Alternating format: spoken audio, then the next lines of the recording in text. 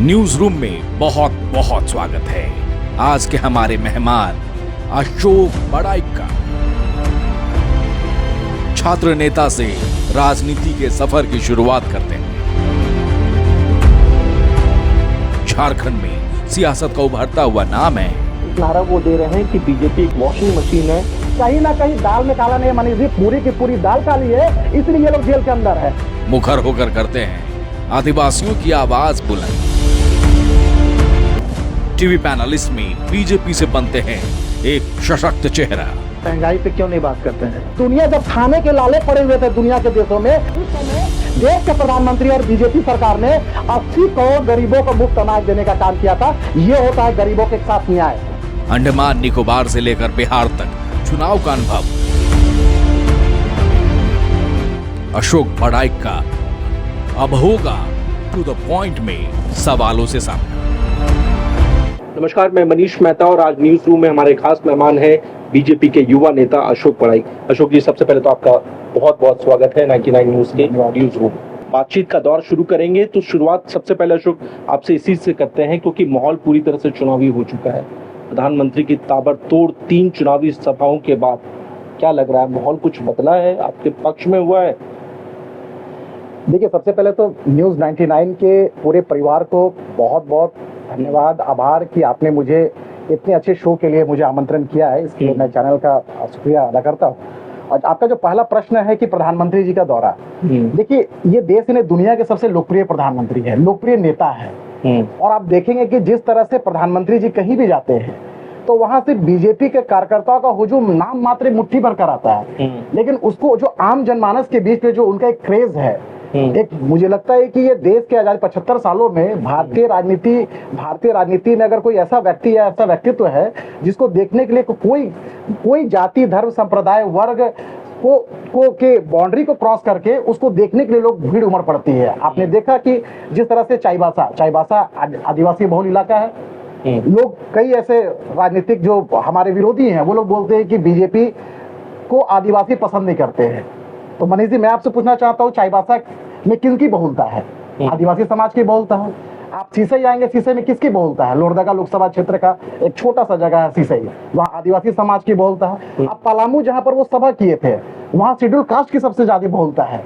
यानी चाईबासा में आदिवासी समाज का जो हुजूम देखने को मिला, कल मैं सीसई में भी था, सीसई में जो पगडंडी और खेत के सहारे होते हुए जो हजारों लाखों की तादाद में महिला धूप जो पैदल कोसों दूर चल कर आ रही है, कोई यातायात का साधन नहीं, सुविधा नहीं, क्या बच्चे, क्या बूढ़े, क्या महिला, हुजूम वो प्रधानमंत्री को देखने और सुनने के लिए जो ललाई थे, उसे पता चलता है कि बीजेपी कार्यकर्ता तो तैयारी अपना 10% करती है, लेकिन जिस क्षेत्र में वो कार्यक्रम करने जाते हैं वहां 90% तैयारी वहां के आम जनमानस करती है। इससे साफ पता चलता है कि प्रधानमंत्री अपने लाडले प्रधानमंत्री को देखने और सुनने के लिए आम जनमानस काफी उत्साहित रहते हैं। लेकिन ये सवाल इसलिए भी इम्पोर्टेंट हो रहा है चूंकि 2019 के अगर चुनावी परिणामों को अगर हम देखें, खासकर ट्राइबल सीटों की, जिसका बात आप जिसका जिक्र आपने भी किया कि आदिवासी जो है वो का एक मिथ बन गया है कि आदिवासी बीजेपी को पसंद नहीं करते हैं। सवाल इसलिए इम्पोर्टेंट है कि आप देखिए कि विधानसभा चुनाव में आप आदिवासी सीटों में अगर आपका परफॉर्मेंस देखें विधानसभा वार,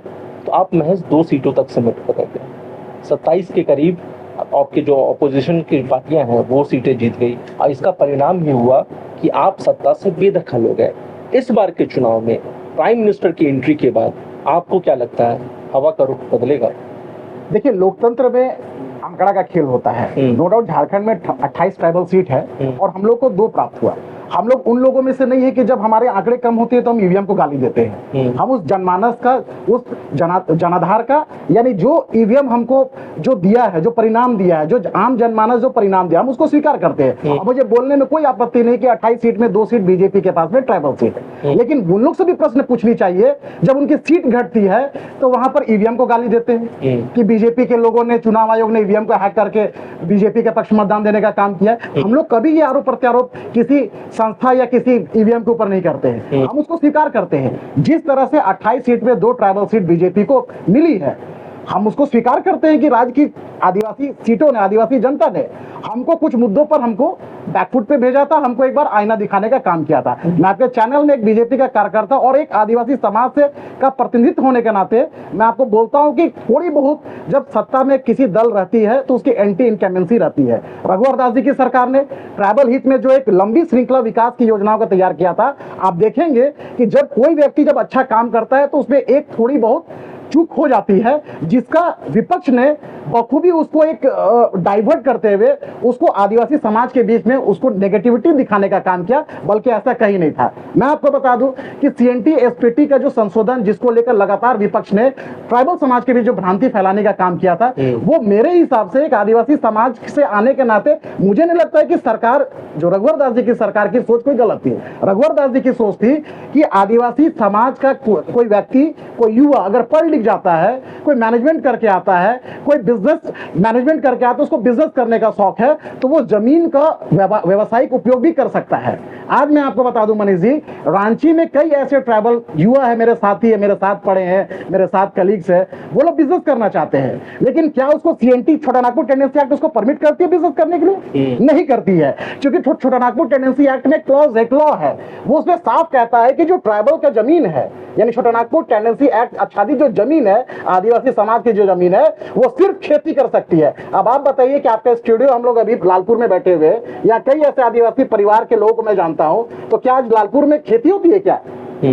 तो हमारी सरकार ने, रघुवर दास जी की सरकार ने एक ब्रॉड माइंडसेट तय किया था कि अगर कोई आदिवासी युवा अगर बिजनेस करना चाहता है तो वो कानून उसके बाधा ना आए, छोटा नागपुर टेंडेंसी कानून उसमें बाधा नहीं आए। तो उसके हिसाब से सरकार ने प्रयास किया था। प्रयास किया था कि सरकार से कहीं चूक नहीं हुई है, तो ये पब्लिक ने क्यों नहीं एक्सेप्ट किया? देखिए, ट्राइबल समाज आज भी कहीं ना कहीं वो गांव के प्रदेश में रहता है, कहीं ना कहीं जल जंगल जमीन के रखवाले हैं, लेकिन जो युवा पढ़ लिख रहे हैं, जो नए सोच के साथ समाज को अपना योगदान दे रहे हैं, वो कहीं ना कहीं अपने मुख्य चीजों को, जैसे खेती है, बाकी अन्य जो पारंपरिक जो उसका जो जीविका का साधन है, उसको छोड़कर वो एक बिजनेस, एक विकल्प के रूप में वो मतलब बढ़ते चले जा रहे हैं। तो उस हिसाब से रघुवर दास जी ने एक प्रयास किया था कि आदिवासी युवा बिजनेस में भी अच्छा कर सकता है, इसलिए कानून कहीं बाधा ना आए, उसको व्यावसायिक लोन दे। मैं आपको बता दूं मनीष जी, आज के डेट में भी, आज हम बैठे हुए हैं, आज के डेट में ही छोटा नागपुर टेंडेंसी एक्ट और संथाल परगना टेंडेंसी एक्ट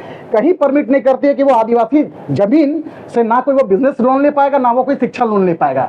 तो ये आदिवासी समाज के साथ अन्याय है कि नहीं है? अगर कोई आदिवासी युवा अगर वो विदेश पढ़ने चाहता है या मैनेजमेंट करना चाहता है, इंजीनियरिंग करना चाहता है, मेडिकल करना चाहता है, तो वो डिपेंडेंट है कैश अमाउंट के रूप में, उसको बैंक लोन नहीं देगी, क्योंकि वो जमीन को जब मॉर्गेज करने जाएगा तो वो सीएनटी एक्ट उसका बाधा उत्पन्न करेगी। वो बिजनेस लोन लेने जाएगा तो वो कानून उसमें बाधा उत्पन्न करेगी। तो रघुवर दास जी ने एक अच्छा प्रयास किया था कि आदिवासी समाज भी अन्य वर्गों के साथ में कदम से कदम और ताल से ताल मिलाकर चले। तो मुझे नहीं लगता है कि ये कहीं से भी गलत होगा। चलिए, क्योंकि हमारे साथ और भी कई साथी हैं, हम एक एक करके उनका सवाल ले लेते हैं। अशोक जी, बहुत ही छोटा सा सवाल है। विपक्ष ये कहता है कि बीजेपी जो है वो हिंदुत्व की राजनीति करती है, बीजेपी पार्टी मतलब हिंदू सपोर्टर, ये परसेप्शन क्यों बनते जा रहा है, इस पर क्या कहेंगे आप? देखिए, हम हिंदू पक्ष की राजनीति नहीं करते हैं। मैं आपको स्पष्ट कर दूं और आपके चैनल के दर्शकों को स्पष्ट कर दूं, बीजेपी राष्ट्रवाद की राजनीति करती है। राष्ट्रवाद में प्रभु श्री राम नहीं आते हैं क्या? ये सांस्कृतिक राष्ट्रवाद का प्रतीक है जिसको लेकर बीजेपी आगे चलती है। आप देखेंगे कि 500 सालों में प्रभु श्री राम जी का मंदिर जो वो बनना था, 75 सालों में संविधान जब से बना है 1950 में, देश आजाद 1947 में हुआ है, उसके बाद से किसी सरकार ने प्रयास नहीं किया कि 500 सालों का जो प्रभु श्री राम, जो यहाँ देश की आस्था है, हजारों करोड़ों देशवासियों का आस्था है, सिर्फ हिंदुओं का आस्था नहीं है। कई ऐसे मैं जाति धर्म संप्रदाय के लोगों को जानता हूं जो प्रभु श्री राम के प्रति आस्था रखते हैं। मैं कई ऐसे मुस्लिम परिवार को जानता हूं जिनका घर में प्रभु श्री राम जी का चित्र है। तो मुझे नहीं लगता है कि बीजेपी हिंदू की राजनीति करती है। हाँ, कुछ लोग ने तुष्टीकरण की राजनीति में वो हिंदू को कहीं ना कहीं अलग थलग जरूर कर दिए थे। उसमें एक नंबर आता है कश्मीरी पंडित और दूसरा नंबर आता है प्रभु श्री राम जी का मंदिर। 75 सालों में यही कांग्रेस और कांग्रेस के सहयोगी दलों ने एफिडेविट फाइल करके, चलिए एक 75 सालों में कभी आप लोगों ने प्रयास नहीं किया बनने का, वहां तक भी कोई दिक्कत नहीं है, लेकिन आप लोगों ने प्रभु श्री राम जी के अस्तित्व को भी आप लोगों ने नकारने का काम किया था। आपके बड़े बड़े कांग्रेसी नेता जो सुप्रीम कोर्ट के बड़े अधिवक्ता थे, कपिल सिब्बल और कई ऐसे बड़े अधिवक्ता एफिडेविट फाइल करके प्रभु श्री राम जी के अस्तित्व को नकारने का काम किए थे। ये क्या है? ये कांग्रेस के हिंदू के प्रति तुच्छ मानसिकता को दर्शाती है कि जिसके आराध्य प्रभु श्री राम हो उसके आस्था को चोट करने का काम कांग्रेसियों ने किया। और जब जब राम मंदिर बनने के निर्माण की बारी आती है तब तक वो लोग सरकार गलत एफिडेविट करके उस मंदिर को रोकने का काम करते थे। आज जब 10 सालों के अंदर में जब प्रभु श्री राम जी का भव्य मंदिर बनने वाला था, जब हम लोग जब बार बार बोलते थे कि बीजेपी आएगी और राम मंदिर बनाएगी, तो यही लोग बोलते थे कि राम मंदिर बनाएंगे लेकिन तारीख नहीं बताएंगे। आज हम लोगों ने तारीख ही बताई और दुनिया ने भी तारीख देखा कि बीजेपी और नरेंद्र मोदी जी के नेतृत्व में इस करोड़ों लोगों के जो आस्था के केंद्र थे प्रभु श्री राम जी का भव्य और दिव्य मंदिर इस देश ने वासी और साथ साथ दुनिया वासी ने भी देखने का काम किया। आज एक खबर आई है, पूर्णिया से बात करें तो निर्दलीय प्रत्याशी पप्पू यादव, उनका कहना है कि प्रधानमंत्री नरेंद्र मोदी जो हैं वो राजनीतिक कुर्सी के लिए, बीते कल हमने देखा जिस तरीके से पुंछ में फिर से आतंकवादी हमला हुआ है, वो इस तरीके के कार्य को करवा रहे हैं। प्रधानमंत्री मोदी पर उन्होंने सीधा सीधा हमला बोला है। देखिए, हम लोग ये लोग का काम है चुनाव आएगा और आरोप प्रत्यारोप करना है। इन लोगों से जरा पूछना चाहिए कि जब कांग्रेस की सरकार थी उसमें आरजेडी भी सहयोगी थी, वो कहीं ना कहीं वो आरजेडी के ही बैकग्राउंड से आते थे, अभी वो कांग्रेस में है लेकिन अभी बागी हो गए हैं। उनसे पूछी जाए कि जब कांग्रेस की लगातार इतने सालों सरकार थी देश में, तो आतंकवादी घटना की क्या स्थिति थी? दिन दहाड़े अपहरण कर दिया जाता था, यहाँ के बड़े बड़े राजनीति परिवार के लोगों का भी अपहरण कर लिया जाता था अपने छोटे से मांग पूरा करने के लिए। आप मुंबई हमला को देख लीजिए, कई ऐसे श्रृंखला है। मुझे लगता है कि जो आपका आधा घंटा का शो वो खत्म हो जाएगा। तो मुझे नहीं लगता है कि ये आरोप हम लोग के ऊपर जो लगा रहे हैं, थोड़ा अपने जो पृष्ठभूमि वाले जो पार्टी में रहे उनसे जरा पूछ ले कि आपकी सरकार ने आतंकवादी को जो जी करके बोलते थे, जो आतंकवादी को बहुत सम्मानजनक शब्द उपयोग करने वाले लोगों के साथ खड़े थे, कि आतंकवादी के साथ जो लोग सम्मानजनक जी बोल के पुकारते थे, उनको आदरपूर्वक बुलाते थे, कभी कभी मिलने के लिए उनको डिनर में प्रधानमंत्री आवास बुला लेते थे, तो ऐसे लोग आतंकवादी के खिलाफ बोलना मुझे नहीं लगता है कि शोभा देता है। ये लोग आतंकवादी प्रेमी लोग हैं। आज फिर ये लोग सत्ता में आएंगे तो फिर वो जी बोलेंगे और फिर रात में डिनर में पीएम आवास में लोग आतंकवादियों को बुलाकर रात में जिस तरह से लोग बैठे हुए ना, उस तरह से बैठ के ये लोग वार्ता करेंगे। ये लोग उनके ऊपर कार्रवाई नहीं करेंगे। ऐसे लोग हैं ये लोग। अशोक जी, मेरा सवाल आपसे ये होगा कि जैसा कि आपने अभी कहा कि आदिवासी समाज को आप रिप्रेजेंट करते हैं, तो अभी जो झारखंड की राजनीति में आदिवासी केंद्र बिंदु बनी हुई है, तो सरना धर्म कोड हो या 1932 का खातियान हो, स्थानीय नीति हो, तो इसको किस रूप में देखते हैं आप? देखिए, सबसे पहले मैं एक लेकर आया था, मुझे नहीं लगता है कि झारखंड के किसी चैनल के पास ये इतना है। थोड़ा जूम करके आपके कैमरामैन से मैं आग्रह करूंगा, दिखाऊंगा। देखिए, ये प्राइम मिनिस्टर ये कब का है? 2013 यानी मनमोहन सिंह जी की सरकार थी। यहाँ पर क्या लिखा हुआ है कि हमारे जो नेता थे सुदर्शन भगत जी, जो लोहरदगा से बीजेपी के सांसद थे, उन्होंने एक मांग लिखा था कि ये आदिवासियों का अलग धर्म कोड होना चाहिए कि नहीं होना चाहिए। ये पूरी की पूरी दस्तावेज ये किसी चैनल ने आज तक ना कभी दिखाया है, ना किसी भी राजनेता के पास ये दस्तावेज उपलब्ध है। ये मैं नहीं बोल रहा हूँ, ये किसी पार्टी का दस्तावेज नहीं है, ये मनमोहन सिंह सरकार का ये दस्तावेज है। मैं इसको नट सेल में मैं आपको बताना चाहूंगा कि सुदर्शन भगत जी ने 2013 में पार्लियामेंट में हाउस में उठाया था कि झारखंड, छत्तीसगढ़, मध्य प्रदेश, बंगाल, असम के कई ऐसे आदिवासी समूह है, आदिवासी समूह, देश भर में 700 से अधिक आदिवासी जाति है, उसमें से कुछ समूह आदिवासियों के लिए सरना धर्म कोड की मांग करते आ रहे हैं। उसमें वर्तमान मनमोहन सिंह जी की सरकार का क्या मानना है? सरकार क्या मानती है? क्या अलग धर्म कोड मिलना चाहिए या नहीं मिलना चाहिए? आप हैरान रहेंगे ये सुनकर कि जो कांग्रेस और राहुल गांधी आकर यहाँ पर बड़े बड़ी बातें बोलते हैं कि सरना धर्म कोड हम लोग लागू करेंगे, ये उसी सरकार का दस्तावेज में लेकर आपके पास आया हूँ। इसमें इन लोगों ने क्या किया है, कहा, यहाँ देखिए, ये सुदर्शन भगत जी ने पूछा था आदिवासियों द्वारा धार्मिक पहचान हेतु की जा रही सरना धर्म कोड की मांग के आधार पर अलग धर्म कोड प्रदान किए जाने के संबंध में। ये उन्होंने मांग किया था 2013 में, मनमोहन सिंह जी की सरकार थी। अब उसमें उसका जो जवाब आया था मैं आपको बताता हूं, और आप जवाब सुन के बहुत हर दंग रह जाएंगे। उस समय कांग्रेस के बड़े नेता रामेश्वर उरांव, जो अभी वर्तमान में राज्य सरकार में मंत्री है, ये उस समय आयोग के अध्यक्ष थे, इनके पास भी प्रतिलिपि गई हुई थी। उसके बाद जो मंत्री का, पहले मंत्री का दिखा देता हूं, जो मंत्री का, मनमोहन सिंह सरकार जी का मंत्री का जो जवाब आया था ये है वी किशोर चंद्र देव, मंत्री जनजातीय कार्य एवं पंचायती राज, भारत सरकार। ये कब का था? 2014, मतलब मोदी जी के सरकार आने से पहले। इसमें यहाँ देखिए, मैं आपको थोड़ा कुछ इसको हाईलाइट किया हुआ है। For the allotment of separate code to any of the sects brief of tribal religion में generate similar demands from the hundreds of other religions and is thus to be rested. इसमें कई ऐसे देखिए, it may also not be correct to allot one code for different benefits and processed by STs of all geographical and cultural zones of the country under the umbrella of tribal religions और आदि धर्म। फिर यहाँ पर उन्होंने क्या बोला कि since there is no single sacred book for this religion, ये इनका जवाब है। उसके बाद मैं आपको दिखाता हूं, इसमें फिर इन लोगों ने कहा था, यानी नटसेल में मैं आपको बताना चाहता हूं कि बीजेपी के सांसद ने उठाया था कि धर्म कोड मिलनी चाहिए मनमोहन सिंह जी की सरकार में, और उनका जवाब यह आया था कि कई ऐसे आदिवासी समूह जिसमें बोंडी धर्म, जिसमें जाहिर धर्म, जिसमें सरना धर्म और कई ऐसे धर्म जो अलग अलग ट्राइबल मांगते थे, ऐसा कोई हमारे पास कोई ऐसा जो संवैधानिक नहीं है कि हम सरना धर्म कोड दे पाए, क्योंकि सरना धर्म कोड के लिए एक अलग पुस्तक, क्योंकि जब हम किसी को धार्मिक कोड देते हैं तो उसको उस धर्म का एक विशेष पुस्तक होनी चाहिए।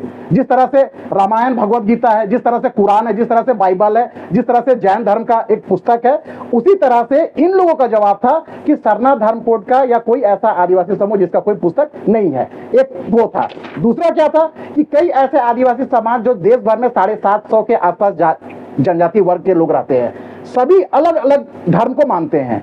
नॉर्थ ईस्ट में जाएंगे तो नॉर्थ ईस्ट के लोग अलग धर्म को मानते हैं, झारखंड में आए तो 2 लोग अलग अलग धर्म को मानते हैं, इस तरफ सरना धर्म को मानते हैं, संथाल परगना तरफ जाएंगे तो संथाल लोग जाहिर धर्म को मानते हैं, उसी तरह मध्य भारत में जाएंगे जो भील है, गौंड है, वो लोग अलग धर्म को मानते हैं। तो उन लोगों का जवाब था कि इस तरह से ये संवैधानिक हम लोग नहीं, इस कोड को हम लोग दे सकते हैं क्योंकि ये एकमत नहीं है।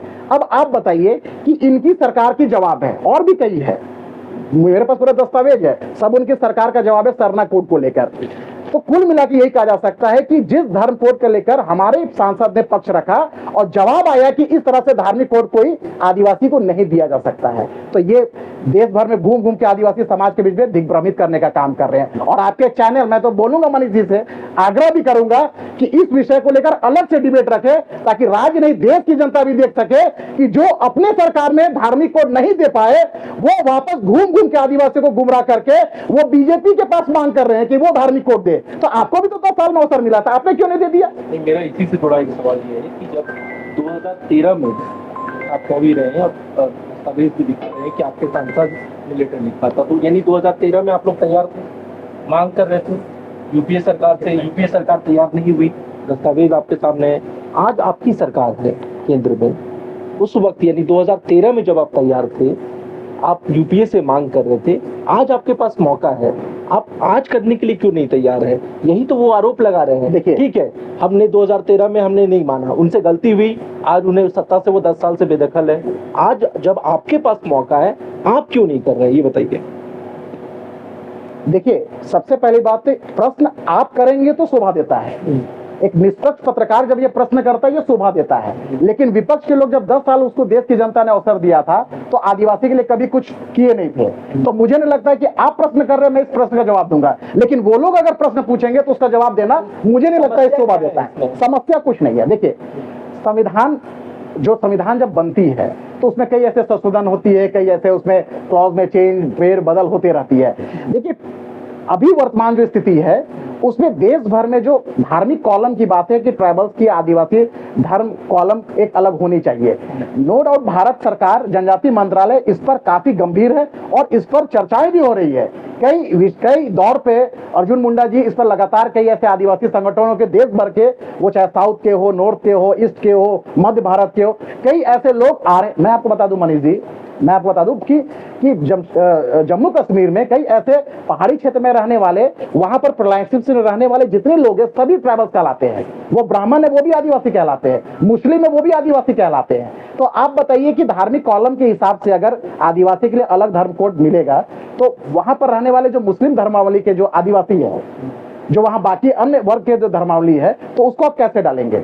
आप जिस तरह से झारखंड में सरना कोड की मांग है, मध्य भारत में अलग गौंड भील की अलग मांग है, नॉर्थ ईस्ट में अलग मांग है, आप इधर चल जाएंगे राजस्थान में अलग मांग है, तो ये सभी एक क्या है कि एक कहीं ना कहीं उसको एकमत करना होगा। अभी देश भर के आदिवासी समाज, सामाजिक संगठन इसको आपस में मंथन कर रहे हैं। भारत सरकार भी और जनजातीय मंत्रालय भी इस पर काफी गंभीर है, क्योंकि एक बड़ा वर्ग इसका मांग कर रहा है। तो इस पर इतनी जल्दबाजी ना करे कि जल्दबाजी में नुकसान हो जाए, क्योंकि कोई भी निर्णय काफी सोच समझ के ही लेना मुझे लगता है सही होगा। Ashok ji, as a student and of course especially as a youth, my question would be that as a student we will be completing our studies, we will be graduating from our college very soon. So the students and youth like us, why should we give vote to BJP? देखिए, आपने बहुत अच्छी बात बताई।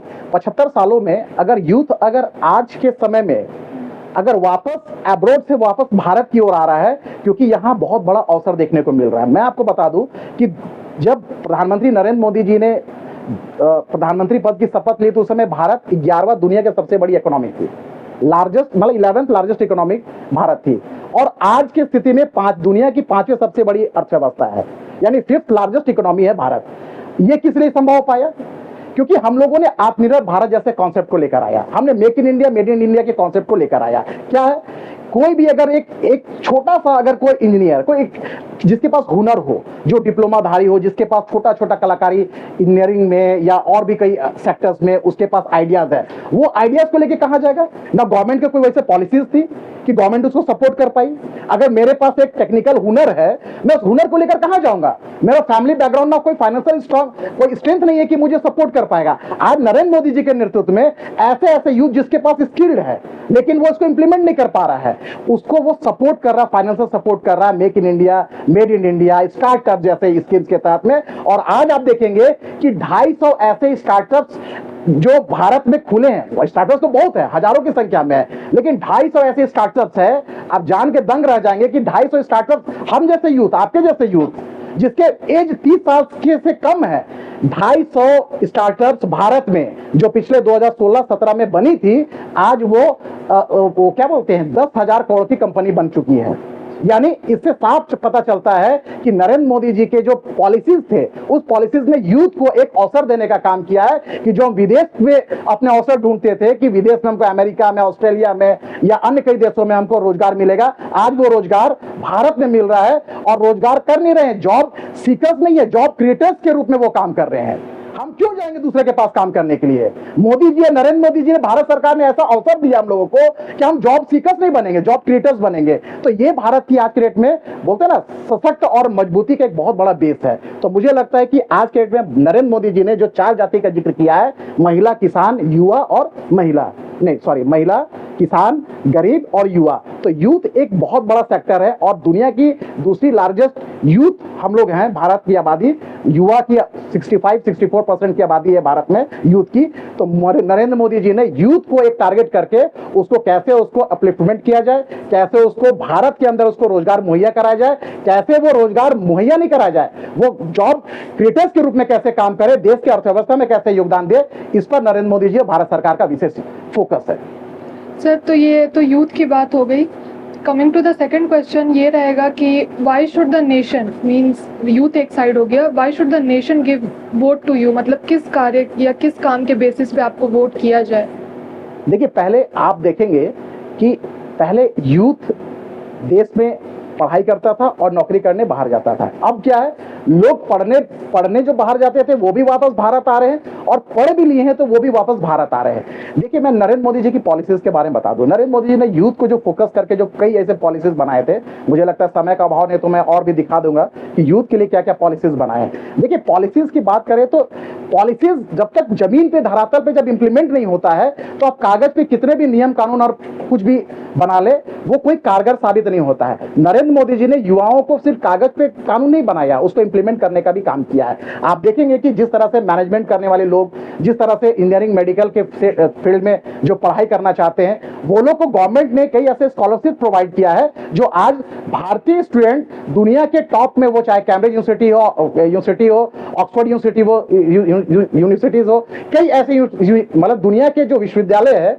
उसमें भारत के छात्र अच्छे भारत सरकार के सहयोग से वो वहां पढ़ने का काम कर रहे हैं और पढ़कर वहां बस नहीं रहे हैं, पढ़कर देश सेवा में वापस भारत आ रहे हैं। ये इस सरकार की सबसे बड़ी उपलब्धि है। अशोक जी, मेरा सवाल आपसे है कि आपके विरोधी लगातार हमला है। उन्होंने कहा कि प्रधानमंत्री ने देश की जनता को, राज्य की जनता को ठगने का काम किया।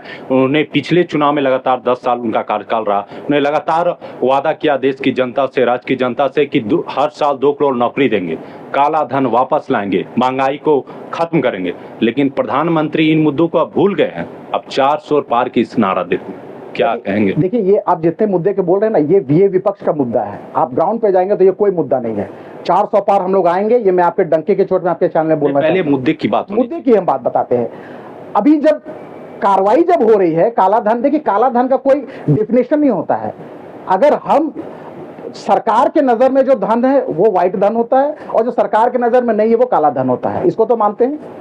काला आज की डेट में enforcement directorate, ED, CBI, IT, कई ऐसे एजेंसियां जिसको 75 सालों में इन लोगों ने पिंजड़ा का तोता, यही लोग बोलते थे कि ये सब एजेंसियां पिंजड़ा की तोता है, पिंजड़ा में रहने वाले तोता है, ये जिसको हम जो बोलेंगे वही बोलेगा। आज नरेंद्र मोदी जी के नेतृत्व में जब सरकार चल रही है, ये एजेंसियां जिनको ये लोग तोता समझते थे, ये तोता जब निकल के इनको डंक मार रही है ऐसे ऐसे भ्रष्टाचारी के ऊपर में, तो ये बोलते हैं कि ये मतलब ये कार्रवाई कर रहे हैं, विपक्ष के ऊपर कार्रवाई कर रहे हैं। क्या धीरज साहू जी के यहाँ 350 करोड़ का नगद बरामद नहीं हुआ था? इसको आप स्वीकार करते कि नहीं करते हैं?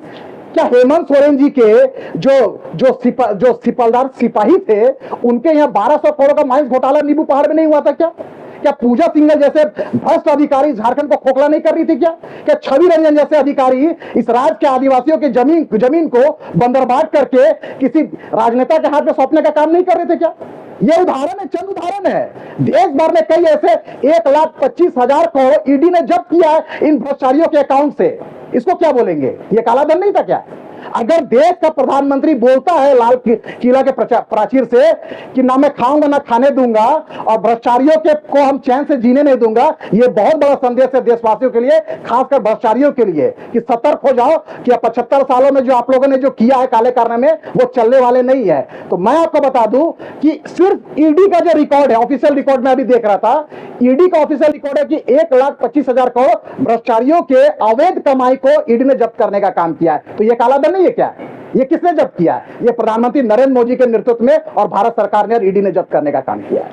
अच्छा, झारखंड आप कह रहे हैं ईडी का जो एक्शन है उसको आप अपनी उपलब्धि बता रहे हैं, लेकिन जो कॉमन पीपल का भी ये कहना है और आपके विपक्ष के भी ये नेता कह रहे हैं, आपने भी देखा होगा, वो ये कह रहे हैं कि जितने दागदार लोग हैं जिसे आप भ्रष्टाचारी कहते हैं, ऐसा क्या होता है कि जैसे ही उनके खिलाफ जांच तेज होती है और वो अपनी पार्टी को छोड़ करके बीजेपी में जाते हैं, जांच की जो रिपोर्ट होती है या जांच की जो कार्रवाई होती है वो खत्म हो जाती है, रुक जाती है, या फिर उनके ऊपर कोई एक्शन नहीं होता है। तो बार बार एक नारा वो दे रहे हैं कि बीजेपी एक वॉशिंग मशीन है जिसमें भ्रष्टाचारी जाते हैं और धुल करके ईमानदार होकर के निकल जाता है। आपने देखा भी होगा। आप उदाहरण बताइए, किसी नाम बताइए। अजीत पवार का वो उदाहरण नाम बताइए जिसके बारे में हेमंत शर्मा, इसके अलावा और भी छगन भुजबल। थोड़ा आज हम लोग पॉलिटिकल डिस्कशन कर रहे हैं, इसलिए कानून का हम ज्यादा जिक्र नहीं करेंगे। थोड़ा उन लोग को थोड़ा कानून के बारे में उन लोग को समझना पड़ेगा कि हम लोग जिसके ऊपर कार्रवाई कर रहे हैं, जो अभी वर्तमान में ईडी कार्रवाई कर रही है, वो कहीं ना कहीं आज के डेट में वो जेल में बंद है या तो बेल में बाहर है, या तो जेल में बंद है। नहीं, विपक्ष के सारे नेता के काले कारनामे हैं तो विपक्ष के नेता ही ना जेल जाएंगे। कोई बीजेपी में कोई ऐसा नेता बता दे, आप जिन लोगों का नाम बताए, वो या तो न्यायालय में लंबित है उन लोगों का मामला, और न्यायालय ने कभी उन लोगों को दोषी, ऐसा कोई जजमेंट नहीं आया है कि वो दोषी है या फलना किसी मामले में आरोपित है। लेकिन ये लोग का मैं उदाहरण दे सकता हूं। आज केजरीवाल बोलते हाँ, ये तब तक तो नहीं, हम जवाब दे रहे हैं इसका। अभी कह रहे दोषी नहीं, अभी दोष साबित नहीं हुआ है, तो क्या हेमंत सोरेन पे दोष साबित हो गया है? आपको बता रहा हूं। आप ही के क्या जब आप सवाल उठाते थे अजीत पवार के बारे में, तब उनका दोष साबित हो गया था। आप नहीं कहते थे, बीजेपी के लोग, प्रधानमंत्री से तमाम लोग तब नहीं कहते थे अजीत पवार भ्रष्टाचारी है। देखिए, आपने हेमंत विश्व शर्मा की बात की, आपने अजीत पवार की बात की, आपने बहुत हेमंत सोरेन हमारे दल के नहीं है, भाई ये दोनों आज के डेट में हम लोग के सहयोगी। हेमंत विश्व शर्मा जी हमारे पार्टी के नेता है, असम के मुख्यमंत्री है। अजीत पवार जी एनसीपी के, वो अपने दूसरे गुट के, और हम लोग के एनडीए के पार्ट है। देखिए मैं आपको बता दूं, मेरे पास उन सभी नेताओं का भी जजमेंट का कॉपी है, क्योंकि समय का अभाव है, मैं अपने लैपटॉप टैब नहीं ले आया, तो उसको भी मैं जूम करके दिखाता। कोई ऐसा जजमेंट कोर्ट का नहीं है, माननीय न्यायालय का कोई ऐसा कोर्ट नहीं है, जजमेंट नहीं है जिस पर आप उसको आरोपित सिद्ध कर सकते हैं। आप बार बार बोलते हैं कि आपने गीता कोड़ा, मधु कोड़ा के बारे में बोलते थे, आपने लेके आए, मैं इनको कोट करता हूं गीता कोड़ा जी का। मनीष जी, क्या आप अगर आरोपित है तो क्या आपकी पत्नी भी आरोपित हो जाएगी क्या? कहीं से भी मधु को, ये लोग बार बार घूम घूम के पानी पी के बोलते हैं कि मधु कोड़ा जी ऑफिशियल बीजेपी के सहयोगी या बीजेपी के सदस्य नहीं है। गीता कोड़ा जी हमारी पार्टी में शामिल हुई है और वो चाईबासा के प्रत्याशी है। गीता कोड़ा जी के पर एक भी कोई आरोप कोई सिद्ध कर दे तो मुझे नहीं लगता है कि ये लोग के पास कोई ऐसा प्रमाण होगा जो सिद्ध कर पाएंगे। दूसरी बात, जिस तरह से केजरीवाल जी और उनके जो मंत्री हैं, सत्येंद्र जैन जी और बाकी उनके 2 मंत्री और संजय सिंह जी जेल में थे, ये लोग किस लिए जेल में बंद है? चलिए मान लेते हैं कि ईडी ने एक तरफा कार्रवाई करके उन लोगों को जेल में बंद किया, तो क्या बीजेपी के इशारे पे ईडी काम कर रही है? चलिए हम ये भी मान लेते हैं, तो क्या कोर्ट भी और माननीय उच्च न्यायालय भी, सर्वोच्च न्यायालय भी ईडी के इशारे पे काम कर रही है? इतने सालों से, 1.5-2 सालों से वो लोग जेल में बंद है। केजरीवाल जी के अपील को बार बार कोर्ट खारिज कर रही है। हम आते वापस झारखंड में, हेमंत सोरेन जी, आपको उनके चाचा के क्रम में उनको वो बेल नहीं दी। उनको कई ऐसे मौके पर उनके बेल पिटीशन को कोर्ट ने बार बार खारिज किया है। सिर्फ हाईकोर्ट ही नहीं, झारखंड हाईकोर्ट नहीं, सुप्रीम कोर्ट ने भी उसको कई ऐसे समय पे उनको फटकार लगाई, उनके बेल को खारिज करने का काम किया। मनीष जी, आप तो सुलझे हुए पत्रकार है, कानून के भी जानकार है। मैं आपको, देश का कोई ऐसा कानून है जो किसी पार्टी विशेष के इशारे पे चलती है? नहीं ना चलेगी। बीजेपी के इशारे पे ईडी चल सकती है, मैं मान लेता हूं एक बार के लिए। तो क्या झारखंड हाई कोर्ट और सर्वोच्च न्यायालय, सुप्रीम कोर्ट भी बीजेपी के इशारे पे काम करती है? कहीं ना कहीं दाल में काला नहीं है मनीष जी, पूरी की पूरी दाल काली है, इसलिए ये लोग जेल के अंदर है। और आज नहीं, आने वाले समय में भी इसकी बेल पिटीशन को ना दिल्ली हाई कोर्ट देगी, ना झारखंड हाई कोर्ट देगी, ना सर्वोच्च न्यायालय इन लोगों के बेल को एक्सेप्ट करेगा, ना इनको जेल से बाहर करेगा। चलिए अगला सवाल लेते हैं। ठीक है अशोक जी, मेरा एक सवाल है। गिरधारी यादव आपको याद होंगे, जेडीयू के सांसद हैं। संसद में एक सवाल पूछ रहे थे और कुछ दौर चल रहा था महुआ मोइत्रा का। उस बीच में उन्होंने एक जवाब देते हुए कहा कि मैं जो भी सवाल यहाँ पे पूछ रहा हूँ वो मेरे तमाम सवाल जो हैं मेरे पीए बनाते हैं। जिक्र हुआ, स्पीकर तक ने भी उनको नसीहत दी कि भाई आपके सवाल हैं, आपके क्षेत्र के सवाल हैं और आपको खुद से ये सवाल बनाने चाहिए थे। मैं जिक्र इसलिए गिरिधारी यादव का कर रहा हूँ क्योंकि यहाँ सीता सोरेन का भी मामला है। सोशल मीडिया को आप लोग यही समझते होंगे, मुझे भी लगता है तमाम जो पॉलिटिकल लोग हैं सोशल मीडिया को कैंपेनिंग के लिए यूज़ करते हैं, पीपल्स कनेक्टिंग के लिए यूज़ करते हैं, ठीक है, आपको पॉलिटिकल वेपन्स के लिए भी उसको यूज़ करते हैं। सीता सोरेन का मैं जिक्र इसलिए करता हूँ कि जब उन्होंने दिशोम गुरु यानी शिबू सोरेन को लेकर जो भी कुछ ही बातें की थी ट्विटर पर, उससे चंद देर पहले कई बातें पीएम मोदी को लेकर, कई तरह की उनकी सफलता, उनकी कहानियों को लेकर जिक्र किया गया था। लेकिन सडनली क्या होता है, एक जिक्र होता है शिबू सोरेन का, और उसमें टैग में आप देखिए आपके बीजेपी झारखंड को टैग किया गया, बाबूलाल मरांडी को सीता सोरेन के ट्विटर हैंडल से टैग किया गया। तमाम लोग इस साइट को देखते नहीं है, उनके ट्विटर को देखते नहीं है। सवाल कब उठता है जब जेएमएम इसे कोट करके पूछती है सीता सोरेन से कि भाई आप किस हैसियत से और किस तरह से शिबू सोरेन पर सवाल उठा सकती हैं। मेरा ये कहना है कि क्या आप जो नेता होते हैं खुद हैंडलिंग क्यों नहीं करते हैं? जब वाहवाही होती है तब खुद अपना नाम ले लेते हैं, और जब भी सवाल उठते हैं किसी ये मुद्दों को लेकर तो सीधे कह देते हैं, आरोप थोप देते हैं कि मेरी टीम की गलती से, मेरी टीम की तरफ से ये चूक हुई है। ये चूक तो फिर आप लोग की तरफ से हुई है क्योंकि आप तमाम लोगों को इसमें टैग किया गया था और किसी की नजर तक नहीं गई थी इस चीज पर। इस चीज पे लेके आप क्या करें? गलती किसकी हुई थी? ट्वीट क्या था? क्या ट्वीट शिबू सोरेन के लेके किया गया था। ये किया गया था कि इन्होंने झारखंड को लूट लिया है, बाप बेटे की जोड़ी ने झारखंड को लूट लिया है, ये ऐसे शहजादे हैं, ये तमाम तरह की बातें की गई थी। आपके प्रधानमंत्री हो या बीजेपी के झारखंड के जो भी नेता हो, हेमंत सोरेन वगैरह को लेके जो भी हमले करते, लेकिन डायरेक्टली शिबू सोरेन पे वो हमलावर नहीं होते हैं। किस मुद्दों पे लेके होते हैं मुझे नहीं पता, लेकिन डायरेक्टली अभी तक मैंने बहुत कम सुना है आपके सीनियर्स लीडर की तरफ से शिबू सोरेन के खिलाफ बयान देते हुए। और उनके ट्विटर हैंडल से, सीता सोरेन के ट्विटर हैंडल से ये ट्वीट किया गया। बाद में उन्होंने सफाई भी दी, माफी भी मांगी कि ये मेरी टीम की तरफ से चूक हुई है। क्या आप लोग वाहवाही जब होती है तब आप लोग खुद सामने आते हैं कि नहीं मेरे तरफ से ये चीज किया गया है। देखिए, सबसे पहली बात बोले आपने कि शिबू सोरेन जी के ऊपर हम लोग कभी नहीं बोलते हैं। हम लोग हमेशा शिबू सोरेन जी के उस कुकर्मों को जरूर राज्य की जनता को बताने का काम करते हैं। जब 90 के दशक में झारखंड अलग होने की जब संभावना थी तो ये लोग पीवी नरसिम्हा राव जी के समय में आपके ध्यान में होगा कि नोट फॉर वोट कांड, जो पैसा लेकर जो झारखंड का जो विधेयक जो पास हो रहा था, अलग राज्य का विधेयक, उसके खिलाफ जाकर इन लोगों ने वोट करने का काम किया था, पैसा लेकर राज्य को बेचने का काम किया था। उसके बाद आप वापस आएंगे तो जब शिबू सोरेन जी को अवसर मिला, इस राज्य के खिलाफ भी लोगों ने काम किया। ये अपने प्रदेश अध्यक्ष और पूर्व मुख्यमंत्री बाबूलाल मरांडी जी ने कई ऐसे मंचों पर शिबू सोरेन जी के कुकर्मों को बताने का काम किया है। ऐसा नहीं कि हम लोगों ने शिबू सोरेन के कुकर्म के बारे में राज्य की जनता को नहीं बताया। कई ऐसे नेता लगातार प्रेस कॉन्फ्रेंस या कई ऐसे फोरम पे लगातार मीडिया के सामने बताने का काम किया है। और तो और मैं बता दूं कि देखिए, सीता सोरेन जी का जो विषय है, सीता सोरेन जी उस परिवार की बड़ी बहू है। वो जब बोली है वो उनके दिल से ये आवाज निकल के आ रही है। वो बार बार बोलती है कि मैं इस पार्टी में, इस परिवार में काफी घूट पी कर रही हूं कि मेरे पति की जो जिस स्थिति में मृत्यु हुई है उसकी जांच क्यों नहीं कराते हैं। शिबू सोरेन जी खुद मुख्यमंत्री रहे राज्य में, 3 बार मुख्यमंत्री रहे। हेमंत सोरेन जी का दूसरा कार्यकाल था। क्या आपको बेटा के प्रति इतनी भी सहानुभूति नहीं है कि आपकी बड़ी बहू चीख कर बोल रही है कि इनकी मृत्यु पे मुझे शंका है, इसकी जांच करानी चाहिए। तो क्या कोई राज्य का मुख्यमंत्री अगर उसके परिवार का आता है, वो उसके ससुर है, उसके पति के पिता है, तो वो क्यों नहीं कराना चाहते हैं उस मृत्यु की जांच? उसके देवर यानी उसके छोटे भाई, उनके पति के छोटे भाई मुख्यमंत्री रहे, वो क्यों नहीं जांच कराए? देखिए, कहीं ना कहीं कुछ बातें परिवार के अंदर ऐसी बातें हैं जिसको राज्य की जनता नहीं जानती है। और आज जब सीता सोरेन जी जब सामने आकर मुखर होकर बोल रही है तो ये लोग उनके खिलाफ आरोप प्रत्यारोप करते हैं।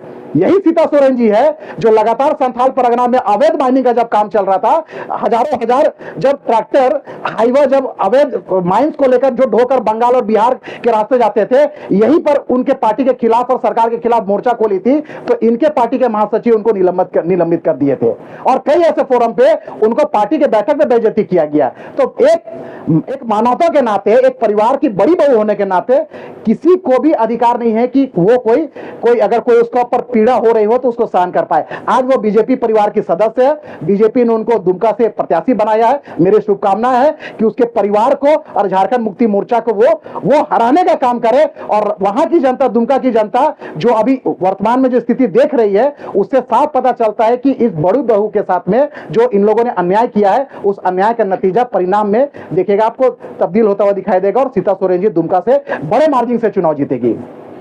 अशोक जी, मेरा एक सिंपल सवाल है। अभी कुछ देर पहले आपने एक बहुत अच्छा बात बोला। उस समय आपने कहा कि दाल में काला नहीं, पूरे दाल ही काला है, लेकिन आप दाल या महंगाई पे क्यों नहीं बात करते हैं? ये चीज बिल्कुल सवाल है। देखिए, महंगाई आप कोविड के समय आपको ध्यान में होगा, जब दुनिया कोविड के समय पूरी दुनिया अस्त व्यस्त थी, उस समय भारत की अर्थव्यवस्था, भारत की महंगाई काफी संतुलित थी। देखिए, महंगाई एक ऐसा विषय है, हम लोग लगातार महंगाई पे कंट्रोल करने की बात करते हैं और आगे भी करेंगे।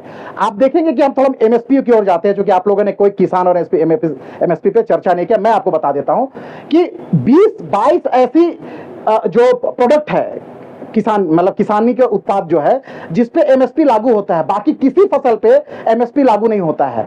ये नरेंद्र मोदी जी की सरकार है और अभी के जो आप मैनिफेस्टो देखेंगे, जो हम लोगों ने घोषणा पत्र जारी किया मोदी की गारंटी का, उसमें हम लोगों ने जिक्र किया है। मैं आपको बता दूं कि क्या एक फसल का, गेहूं का जो एमएसपी है 10 साल पहले भी वही था, वही आज के डेट में भी वही एमएसपी होगा क्या? हम लोगों ने उसको डाला है मोदी की गारंटी घोषणा पत्र में कि जो एमएसपी 10 साल पहले थी वो आज 2024-25 में वो एमएसपी नहीं होगी। हम लोगों ने उसको बताया है देश की जनता को कि हमारी सरकार तीसरी बार आएगी, हम लोग कृषि प्रोडक्ट पे, गेहूं हो, धान हो, जो दाल हो, इस पर हम लोग एमएसपी समय दर समय हम लोग बढ़ाने का काम करेंगे। आपने महंगाई पे बात आपने कहा कि समय दर समय एमएसपी बढ़ाने का काम, एमएसपी बढ़ा, लेकिन उस जिस समय का आप इंतजार कर रहे हैं उस समय तक तो दाल ही थाली से गायब। नहीं, कोई खाली 180 रुपए दाल है। नहीं, मैं आपको बता रहा हूँ, आप बताइए। देखिए, कभी कभी क्या ना, दुनिया की स्थिति परिस्थिति के हिसाब से आप क्रूड ऑयल की बात करेंगे, आप कच्चे तेल की बात करेंगे, तो कच्चे तेल कहां से प्रभावित होती है? वो कहीं ना कहीं यूक्रेन का जब युद्ध चल रहा है, कई ऐसे खाड़ी देश जो हमको कच्चे तेल देते हैं, कहीं ना कहीं दुनिया की अर्थव्यवस्था भारतीय अर्थव्यवस्था से छूती नहीं है। लेकिन लेकिन एक कॉलर चढ़ाने का काम इसलिए देशवासी कर सकते हैं, प्राउड फील तब होता है कि जब दुनिया कोरोना महामारी में जब अस्त व्यस्त रहती है और भारत की अर्थव्यवस्था यथावत रहती है, और उस स्थिति में हम लोग 80 करोड़ लोगों को मुफ्त अनाज देने की वादा जब प्रधानमंत्री करते हैं, तो आप इसकी अर्थव्यवस्था और महंगाई के बारे में जरूर चर्चा कर सकते हैं कि दुनिया जब खाने के लाले पड़े हुए थे, दुनिया के देशों में थाली से अन्न गाया था, दाल गाया था, उस समय देश के प्रधानमंत्री और बीजेपी सरकार ने 80 करोड़ गरीबों को मुफ्त अनाज देने का काम किया था। यह होता है गरीबों के साथ न्याय, ये होता है। देखिए, महंगाई, चावल, दाल, आटा, प्याज, ये होते रहेगा। इस पे देश, भारत सरकार लगातार इस पे काम कर रही है, लेकिन कोरोना महामारी जैसे 100 सालों में ऐसा पहली बार महामारी आया था, इसमें जब देश की अर्थव्यवस्था और महंगाई पे जब हम लोगों ने कंट्रोल किया, तो आने वाले समय में आप देखेंगे कि इस पे और धीरे धीरे ये महंगाई जो है, महंगाई धीरे धीरे कम होते जाएगी। और किसानों की जिस तरह से बात की, किसानों के 75 सालों में इन लोगों ने कभी, स्वामी रंगनाथन की रिपोर्ट आपने देखा होगा कि कौन लोगों ने अन्याय करने का काम किया था। हम लोगों ने किसान के साथ हमेशा न्याय करने का काम किया। आज ये लोग भड़काते हैं, किसान आंदोलन जो होते हैं, बार बार जब चुनाव आता है तब ये लोग किसानों को भड़काने का काम करते हैं, लेकिन 75 सालों में ये लोगों ने किसान को न्याय देने का काम किया है क्या? आज हम लोगों ने उनको भारत रत्न जैसे, क्योंकि उनके सोच को, उनको किसानों के प्रति किया गया जो एक बोलते हैं ना, उनके किसानों के प्रति जो उनकी पॉजिटिव सोच थी, उसको हम लोगों ने उनको सम्मान देते हुए उसको भारत रत्न देने का काम किया। यह होता है किसानों के प्रति सकारात्मक सोच। एक आखिरी सवाल, ये बीजेपी का स्लोगन है, सबका साथ, सबका विकास, सबका विश्वास। अभी हाल में ही 2 दिन बीते हैं, मोदी जो आए थे, पीएम साहब आए, तो उन्होंने कहा था कि कर्नाटक में एक ऐसा क्लॉज लाया गया कि मुस्लिम आरक्षण, हाँ, तो ठीक है, जब आप बोल रहे हैं तो आदिवासियों के लिए बोल रहे हैं, उस चीज को आप मुस्लिम पे क्यों नहीं बोल रहे? मैं आपको बता दूं, देखिए, जब ये लोग संविधान बचाने और संविधान बचाने की दुहाई देते हैं, जब ये मनमोहन सिंह जी और कांग्रेस जब प्रधानमंत्री थे, मतलब कांग्रेस की सरकार थी, 2004 में आंध्र प्रदेश में, मनीष जी मैं आपको बता दूं, 2004 में इन लोगों ने ओबीसी, एससी, एससी की रिजर्वेशन में कटौती करके 4.5% मुस्लिम आरक्षण देने का इन लोगों ने एक ड्राफ्ट तैयार किया था। तो ये लोग बोलते हैं कि देश के संविधान को बीजेपी खत्म कर रही है। अरे बाबा साहब भीमराव अंबेडकर ने संविधान में साफ लिखा है कि जाति के आधार पर आरक्षण यहां देश में तय होगी, ना कि धर्म के आधार पे। तो ये लोग किस हिसाब से आज कर्नाटक में ये लोग क्या कर रहे हैं? ये क्या बोल रहे हैं कि बाकी सब में हम एक्सरे करेंगे, संपत्ति में, आम जनमानस में संपत्ति का एक्सरे करेंगे, और वो उसका जो संपत्ति से जो निचोड़ रहे जो राजस्व आएगा उसका हम किसको करेंगे? एक धर्म विशेष के लोगों को देंगे। ये क्या है? ये तुष्टीकरण की वापस ये लोग नींव रखने जा रहे हैं। आज ये लोग बात करते हैं कि बीजेपी एसटी, एससी, ओबीसी का आरक्षण खत्म कर रही है। अरे सबसे पहले तो उनसे पूछनी चाहिए, 2004 में आंध्र प्रदेश में जब केंद्र में आपकी सरकार थी, 2004 में कांग्रेस की सरकार थी, आपके सहयोगी से सरकार चल रही थी, आपने एसटी, एससी, ओबीसी के आरक्षण में कटौती करके 4.5% आप लोगों ने आंध्र प्रदेश में मुस्लिम आरक्षण देने का काम किया था। उसके बारे में तो आप चर्चा नहीं करते हैं। आज आपके मैनिफेस्टो में है कि आप जब आएंगे सरकार में तो आप किसी एक धर्म विशेष के, आप प्रधानमंत्री तो आप स्पष्ट रूप से बोल रहे हैं कि मुस्लिम जो आरक्षण को ये लोगों ने तय करने का एक प्रारूप तैयार करके रखा है। इसमें कहीं भी गलत नहीं है। ये कांग्रेस के तुष्टीकरण जो 75 सालों में ये लोगों ने की है, आज उसका फिर से ये लोग बीज रोपने का काम कर रहे हैं। अशोक जी और प्रेम भाई ने हमारा बहुत अच्छा सवाल किया। मेरा इसी से सवाल है, प्रधानमंत्री आपका स्टार प्रचारक है और देश के विभिन्न राज्यों में जाते हैं तो वो सिर्फ आरक्षण की बात करते हैं। अभी चाईबासा में अभी देखा आपने कि चाईबासा बात की उन्होंने कि इंडिया गठबंधन के लोग चाहते हैं, बीजेपी के लोग चाहते हैं कि आरक्षण मुसलमानों को दे देंगे। प्रधानमंत्री बोलते हैं कि इंडिया गठबंधन के लोग चाहते हैं कि मुसलमान आरक्षण देंगे। इतनी नफरत बीजेपी को क्यों है? नहीं, आप देखिए, पहले सवाल को कंप्लीट करती हूँ, मैं आपसे माफी चाहूंगा, सवाल कंप्लीट करने। बीजेपी को इतनी नफरत मुसलमानों से क्यों है? ये देश आजाद करने के लिए मुसलमानों ने कुर्बानी नहीं दी क्या? प्रधानमंत्री खुद इतने बड़े पद पर होकर खुद स्टार प्रचारक भी है, उनका कार्यकाल भी 10 साल रहा, मुसलमानों से इतनी नफरत क्यों है? क्यों बार बार वो इतनी बड़ी मंच पर सभा को संबोधित करते हैं और जनता को मुसलमानों की भी भड़काते हैं? इंडिया गठबंधन तो साफ तौर पे कर रहे कि बीजेपी धर्म और समाज को बांटने कर रहे, राजनीति, गलत राजनीति फैला रही है, समाज को, देश को बांटने के काम। देखिए ये इसका जवाब मैं एकदम सटीक रूप से और एकदम बहुत जिम्मेदारीपूर्ण तरीके से देता हूँ। बीजेपी ने कभी इस देश में जितना हक अधिकार हिंदुओं का है, उतना हक अधिकार यहाँ के रहने वाले भारतीय मुसलमान का है। ये मैं एक बीजेपी के कार्यकर्ता, एक इंडियन सिटीजनशिप, एक भारतीय नागरिक होने के कारण के नाते मैं आपको बताता हूं। अब एपीजे अब्दुल कलाम आजाद, आपने नाम सुना होगा, हाँ नाम सुना होगा। किसने उनको देश का राष्ट्रपति बनाया था? किसने बनाया था? कभी उनको उनके जैसे बोलते हैं ना ब्रिलियंट माइंडेड व्यक्ति को कभी कांग्रेस ने सम्मान देने का काम नहीं किया था। वो बीजेपी ने उनको जाति धर्म संप्रदाय से बाहर हटकर उनके पॉजिटिव सोच और देश के प्रति किए गए कार्यों को सम्मान देते हुए उसको देश का राष्ट्रपति पद जैसा पद उसको देने का काम किया था। वो क्या मुसलमान नहीं थे? आप केरल के जो राज्यपाल है, वो क्या नाम है, आरिफ अली, वो क्या है? वो बीजेपी के नहीं है, वो केरल के राज्यपाल नहीं है। देखिए, हम लोगों का कहना है कि जो देश के बारे में बात करता है, देश के हित में सोचता है, वो मुसलमान, वो सच्चा भारतीय है। और जो यहाँ खाता है और गुणगान गाएगा पाकिस्तान का, तो ऐसे लोगों से हम लोगों को नफरत है। एपीजे अब्दुल कलाम से कभी हम लोगों को नफरत नहीं हुआ है। हम लोगों ने कभी केरल के राज्यपाल से नफरत नहीं किया है। हम लोगों ने कई ऐसे मुसलमान समुदाय के लिए, हम लोगों ने एक अल्पसंख्यक मंत्रालय ने कई ऐसे हुनर हाट जैसे कार्यक्रम उन लोगों के लिए, अल्पसंख्यक समुदाय के लिए भाजपा ने और अल्पसंख्यक मंत्रालय ने उनको लिए लेकर आई थी। क्या था हुनर हाट एक वैसा कार्यक्रम था जो मुस्लिम समाज के लोग जिसके पास छोटा छोटा हुनर है उसको कैसे भारत सरकार सहयोग करे ताकि वो अपने पैर पे खड़ा हो सके। तो क्या ये मुसलमानों का अधिकार देने का काम ये कार्यक्रम नहीं है? देखिए, ये लोग सिर्फ घूम कर नफरती भावना फैलाते हैं। हम बोलते हैं कि देश में बाबा साहब भीमराव अंबेडकर का संविधान चलेगा, ना कि कांग्रेस का संविधान चलेगा। हम जब बोलते हैं कि बाबा साहब ने बोला है कि एसटी एससी ओबीसी जाति के आधार पर आरक्षण मिलनी चाहिए, तो वो बात करते हैं कि धर्म के आधार पर आरक्षण मिलनी चाहिए। आप सिर्फ मुस्लिम धर्म के आरक्षण की बात क्यों करते हैं? तो तुष्टिकरण तो आप कर रहे हैं। आप देश के बहुत बड़े बहुसंख्य हिंदू आबादी को आप नीचा दिखाने का काम कर रहे हैं। आपका इतिहास रहा है कि आपने राम मंदिर को नकारा, आपने राम का अस्तित्व को नकारा है, आपने मुस्लिम तुष्टिकरण को लेकर आगे बढ़े हैं। तो यही देश को बांटने का काम कर रहे हैं। हम तो देश को जोड़ने की बात करते हैं, हम कहां देश को बांटने की बात कर रहे हैं। हम हमेशा सबका साथ, सबका विकास, सबका प्रयास का हम बात करते हैं, ना कि हम देश तोड़ने की बात नहीं करते हैं। कांग्रेस ही देश तोड़ने की बात करते हैं। चलिए अगला सवाल लेते हैं। अशोक जी, आप अभी कह रहे थे कि भारत के बच्चे बाहर जाकर पढ़ रहे हैं, अच्छा कर रहे हैं, तो झारखंड सरकार भी तो यही कह रही है कि हम यहाँ के आदिवासियों को, जो से दलित पिछड़े हैं, उनको सरकार के खर्चे पे विदेश पढ़ने के लिए भेज रहे हैं। वो कह रही है कि कल्पना सोरेन जी घूम के कह रही है कि 1,36,000 करोड़ हमारा दिलवा दीजिए, झारखंड का कायाकल्प खुद हो जाएगा।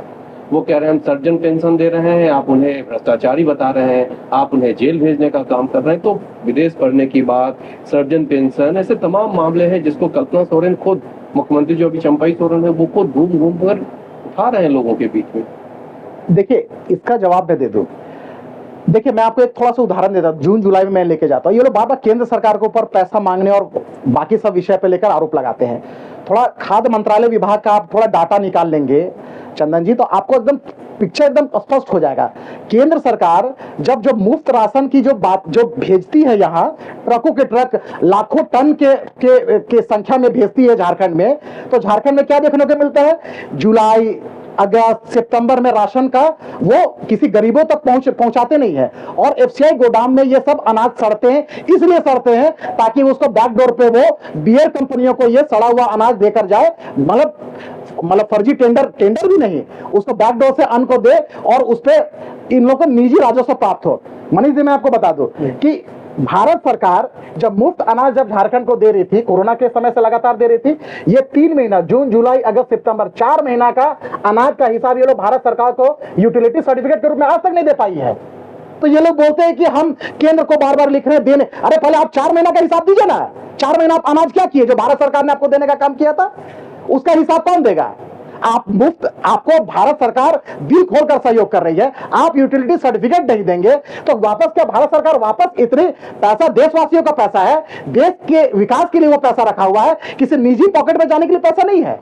तो आप देंगे नहीं, आप भारत सरकार के ऊपर आरोप प्रत्यारोप करेंगे। आपसे भारत सरकार जो मांग रही है, आप मांग दीजिए ना, आप हिसाब किताब दीजिए। आप बार बार बोलते हैं कि हमको प्रधानमंत्री आवास का पैसा नहीं मिल रहा है, बार बार नगर विकास विभाग और वो भारत सरकार उनसे मांग रही है, झारखंड सरकार से, आप कितना प्रधानमंत्री आवास योजना का कार्यक्रम किए हैं, आप हमको सर्टिफिकेट दीजिए, पैसा वापस मैं दूंगा। तो ये लोग देंगे भी नहीं और आरोप भी देंगे, गाली भी देंगे। तो ऐसा नहीं चलता है चंदन जी। कितने को भेजे हैं?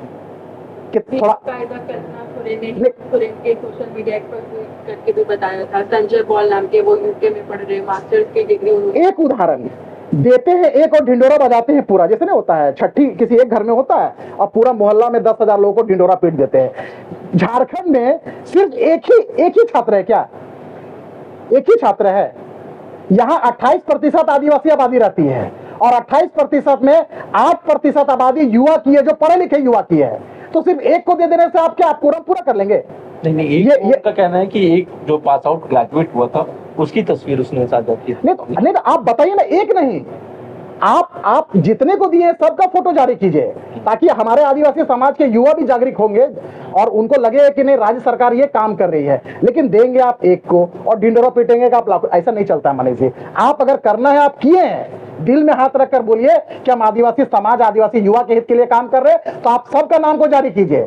आप जारी कीजिए, आप लेकिन जारी करेंगे नहीं, दिखाएंगे एक। जैसे वो कोरोना के समय में एक फ्लाइट भेजकर, अब वो भी फ्लाइट वाले, मुझे हंसी आती है, झारखंड सरकार बड़ा विज्ञापन डाली कि कोरोना में हम लोगों ने मजदूरों को फ्लाइट से वापस बुलाने का काम किया था। अब बाद में हम लोगों ने रिकॉर्ड चेक किया तो वो किसी आपस में कोई एल्यूमिनी और बाकी संस्था ने आपस में मिलकर वो टिकट का पैसा वो आपस किया था और उन लोगों को फ्लाइट से भेजने का काम किया था। ये वही उदाहरण देखने को मिलेगा। अच्छा, चलते चलते ये बताइए लास्ट में कि क्योंकि 4 जून को क्या होगा झारखंड के संदर्भ में, अगर हम बात करें आपको क्या लग रहा है क्या होगा? क्योंकि अभी थोड़ी देर पहले जब हम जेएमएम के महासचिव सुप्रीम भट्टाचार्य से बात करें तो उनका कहना था कि 4 जून को आंकड़ा जो है पूरा रिवर्स हो जाएगा, 2 तक भी सिमट सकती है बीजेपी, उनका ये कहना था। आप क्या मानते हैं 4 जून को क्या होगा? देखिए, पहले मैं इनका प्रश्न का हम एक जवाब दे पाया था, मैं देते हुए कोट करते हुए आपका प्रश्न का जवाब दूंगा। देखिए, आदिवासी विषय उठाई थी, काफी अच्छा उठाई थी, और हम लोग झारखंड में बैठे हैं तो आदिवासी विषय को छुए बिना हम लोग राजनीति यहाँ पर कोई कर नहीं सकता है। आदिवासी मुद्दा हमेशा से यहाँ प्रभावित रहेगी। देखिए, जिस तरह से प्रधानमंत्री नरेंद्र मोदी जी और बीजेपी ने आदिवासी समाज के विकास की एक लंबी श्रृंखला तैयार की है, आप देखेंगे कि जिस तरह से खूंटी के उलियातू में, मैं तो गर्व के साथ कह सकता हूं मनीष जी कि झारखंड में किसी देश के प्रधानमंत्री ने झारखंड के उलियातू धरती आबा बिरसा मुंडा जी के जन्मस्थली पहली बार कोई प्रधानमंत्री गया और उनको नमन किया और आदिवासी समाज को सम्मान देने का काम किया। उसी खूंटी से 25,000 करोड़ आदिवासी समाज के लिए पीएम जन मन योजना कार्यक्रम का शुभारंभ किए। उसी प्रधानमंत्री और बीजेपी ने भगवान बिरसा मुंडा जी, तिलका मांझी, तेलंगा खड़िया, चांद भैरव, सिद्धो कान्हो, जतरा टाना भगत, वीर बुद्धू भगत जैसे असंख्य आदिवासी महापुरुष जो इतिहास में कहीं ना कहीं खोए हुए थे, उन आदिवासी महापुरुषों ने भी इस देश की आजादी में अपना योगदान दिया था। 75 सालों में किसी दल ने उस आदिवासी महापुरुषों की चिंता नहीं की थी। प्रधानमंत्री नरेंद्र मोदी जी और बीजेपी ने जनजाति गौरव दिवस लाकर आदिवासी महापुरुषों को सम्मान देने का काम किया था। और तो और 75 सालों में ये लोग बोलते हैं कि आदिवासी को हम लोगों ने राजनीतिक भागीदारी दी। राजनीतिक भागीदारी किसको कहते हैं? 75 सालों में इन लोग के डिक्शनरी में कभी आदिवासी शब्द नहीं था। प्रधानमंत्री नरेंद्र मोदी जी और बीजेपी ने सोचा कि आदिवासी समाज जो जल जंगल जमीन का रखवाला है वो भी देश में राजनीतिक भागीदारी कर सकता है। उन्होंने 75 सालों में पहली बार किसी आदिवासी समाज की बेटी को इस देश का राष्ट्रपति और रायसीना हिल्स जैसे जगह पे बैठाने का काम किया है। और तो और भगवान बिरसा मुंडा जी के जो 2025 में अभी 150 वर्ष होने जा रहा है, जनजाति गौरव वर्ष बनाया जाएगा आदिवासियों के लिए। और तो और इस राज्य का अलग अटल जी ने बिरसा मुंडा जी के जन्म जयंती के दिन किया। और तो और प्रधानमंत्री जी ने अपने कैबिनेट में 8 आदिवासियों को अपने कैबिनेट मंत्री अपना मंत्रालय में स्थान देने का काम किया। झारखंड में इसलिए मैं आपसे ये चर्चा कर रहा हूं कि झारखंड में आदिवासी मुद्दा तो सभी दल चर्चा करते हैं, लेकिन जब देने की बारी आती है तो राष्ट्रपति पद कौन बनाता है? बीजेपी बनाती है। भगवान बिरसा मुंडा को सम्मान देने की बात आती है, बीजेपी करती है। आदिवासी महापुरुषों, सैकड़ों आदिवासी महापुरुष को सम्मान देने की बात आती है, बीजेपी करती है। झारखंड अलग, जब आदिवासी के लिए झारखंड अलग की बात होती है तो अटल जी और बीजेपी करती है। जब आदिवासियों के लिए योजना तैयार करना होता है तो बीजेपी 25,000 करोड़ नरेंद्र मोदी जी उसके लिए सौगात देते हैं। मैं इसलिए आपसे चर्चा कर रहा हूं कि आपके चैनल के दर्शक, आदिवासी दर्शक जब देखेंगे तो जरूर ये सोचेंगे कि जब बीजेपी सरकार में आती है आदिवासी के लिए डेवलपमेंट का एक ब्लूप्रिंट, एक बोलते हैं ना हिस्टोरिकल एक ब्लूप्रिंट तैयार करती है कि आने वाले 50-100 सालों तक वो आदिवासी समाज के बीच एक संदेश जाए। और मनीष जी, आपने बोला कि 4 तारीख को जो 400 पार में निश्चित रूप से बीजेपी लेकर आएगी। जिस तरह से 14 में हम लोग 14 जीतने का जो हम लोगों ने प्लानिंग तैयार किया है, आप देखेंगे कि ये लोग के पास में हम लोग के जो नॉमिनेशन में जो भीड़ उमड़ पड़ रही है, इनके नॉमिनेशन का जरा थोड़ा एनालिसिस कर लीजिएगा। आंकड़ा क्या होगा? आंकड़ा बीजेपी झारखंड में 14 का 14 सीट जीतेगी और 400 प्लस का जो आंकड़ा है, ये सिर्फ हम लोग हवा में बात नहीं कर रहे हैं। ये 4 तारीख को आप देखेंगे, आपके चैनल में वापस मुझे इनवाइट कीजिएगा, 4 तारीख को बैठूंगा और 400 प्लस का आंकड़ा मैं पूरे डिटेल्स के साथ लेकर बैठूंगा कि 400 प्लस बीजेपी आएगी और नरेंद्र मोदी जी तीसरी बार इस देश के प्रधानमंत्री बनेंगे। चलिए, आपने इतना वक्त दिया अशोक जी, इसके लिए बहुत बहुत धन्यवाद। अशोक बड़ाइक, बीजेपी के युवा नेता, तमाम मुद्दों पर इन्होंने खुलकर के हमसे बातचीत की, चाहे मुद्दा महंगाई का हो, रोजगार का हो, राष्ट्रवाद का हो, हिंदुत्व का हो या फिर भविष्य की योजनाओं को लेकर के हो। आज के कार्यक्रम में फिलहाल इतना ही। मुझे और मेरी पूरी टीम को दीजिए इजाजत। नमस्कार।